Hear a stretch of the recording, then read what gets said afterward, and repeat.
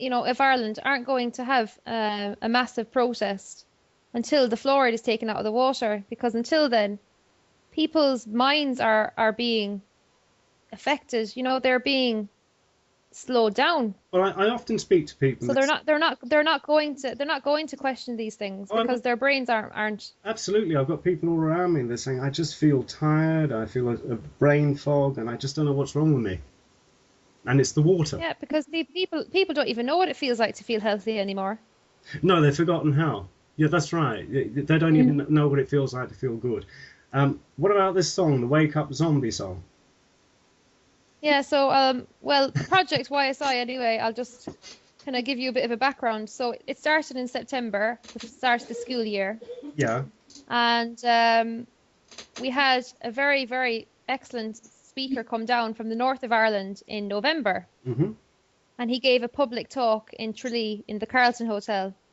And his name is Walter Graham, and he was the man responsible for stopping the fluoridation in the north of Ireland. All right. Yeah, he campaigned all around the north to all the county councils to stop the fluoridation from coming in Hmm. because they were proposing to fluoridate the whole of Northern Ireland. There was only 2 cities fluoridated as like a pilot project. So he then campaigned with the local people, and he got them to agree to march on Stormont. Hmm. And they marched twice, and then the government got it out, and that was in, I think, 96, 97. So it's through the march. It wasn't a petition as such, was it? No, It was no. marching. And was it the I same? think I think the marching is what gets it marched on Stormont, and it got media. It got the media covered it, so Yeah. the message got out there. But it's such a shame because it's such a simple thing to do, not to add the fluoride to the water. That's it. And a lot of people have this misconception that, it's maybe cleaning the water, but absolutely it's not. It's a toxic waste product. That's right. I It don't. shouldn't be in the water. It No, shouldn't be in the water. no, absolutely not. And so we had Walter come down in November, and he was very good, and Hmm. he really opened our eyes, myself and my mother, because he actually stayed with us in our home for a week. So we had the privilege of, having him educate us about the whole issue, because he researched it into, Yeah. the very end. He knows everything about it. Is he? And He's still in the north, is he? he is, yeah, and he gives a lot of radio interviews actually on Skype. Is he on Facebook? No, he's not on Facebook. No, Okay. Oh, fair enough. Well, I've got the name anyway. he might talk on your show.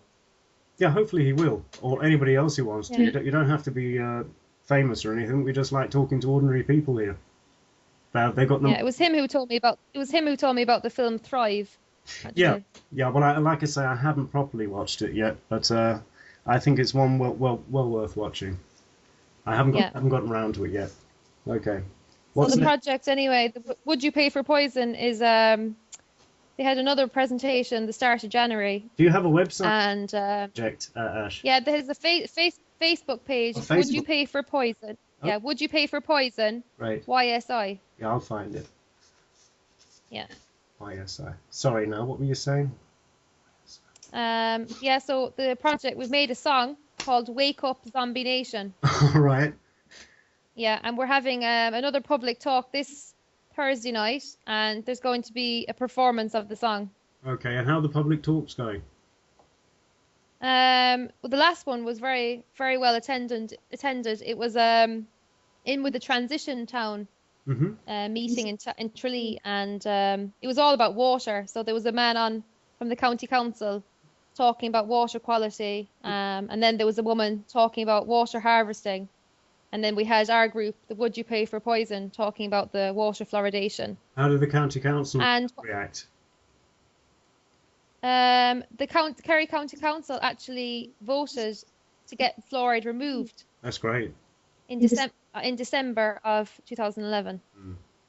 Well, I think the problem is if they're getting paid for putting it in. We suspect. I mean, we don't know. I mean, it could be the reason. I don't see what the objection would be otherwise. To not. Well, you see, we asked them, they said they voted unanimously to remove fluoride from the water supply. However, they then said that they don't have the authority to stop it because they said it's a national issue because it's written into law. You know, we're the only democracy that we have mandatory fluoridation written into law. Crazy. Yeah, so that's why the group Would You Pay for Poison are heading to the Dáil on the 22nd of February, alongside myself and a few teachers from the school. Very good. And we are meeting with TDs, and we are, you know, giving a presentation all about fluoride. It'll be very hard hitting, very, very, very to the point. And we are also raising the issue that Irish foods are highly contaminated with this hydrofluoric acid. Which is what I didn't know. Yeah, well, you see, people haven't been looking at the full picture. No, I know about fluoride, but then I didn't realise it was in the food. No, well, you see, you just wouldn't want to even think of it, you say. Especially not porridge. I mean, it's like it's... No, you would imagine that Flavan's oats is a health food, so... Exactly, I have it every morning. I thought it was great.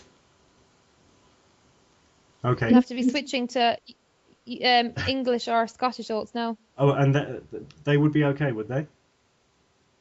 They're okay because they don't fluoridate. Okay. All right, I'm just... All right. I've lost track. What else were we talking Yeah, so, no, I think I suppose our campaign is about getting about the foods, the fact that the foods are contaminated. And our kind of, I suppose, argument that we're making to the Dáil is that the countries in Europe who are not fluoridating their water supplies will not want to import these contaminated goods from Ireland when they are informed that this is present in these foods. Because they don't have it in their country.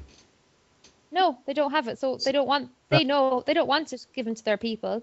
So they're not going to want their people to be eating these foods, which are highly contaminated. And how did you find out it was in the porridge and the Kerrygold and the cider?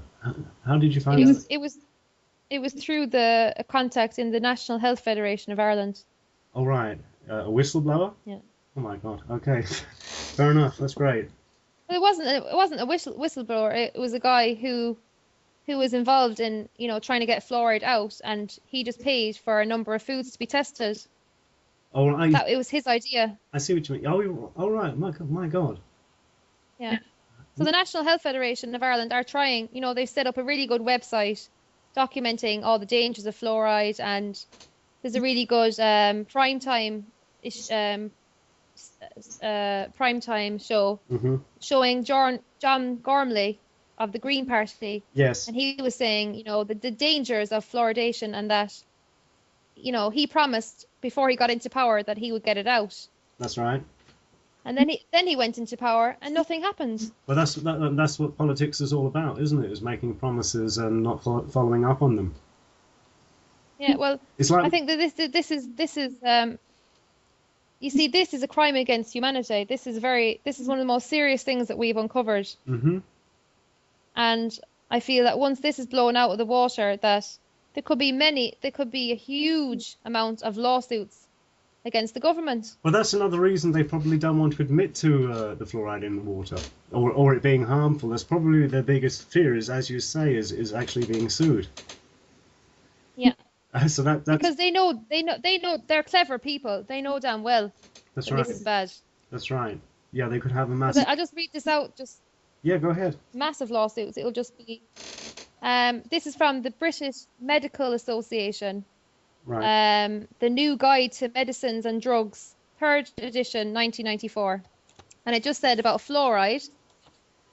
This is including calcium fluoride and sodium fluoride.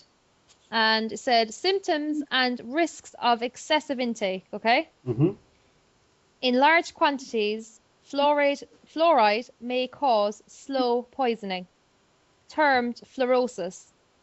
Prolonged intake of water containing more than 2 parts per million of fluoride may lead to mottled or brown discoloration of the enamel in developing teeth.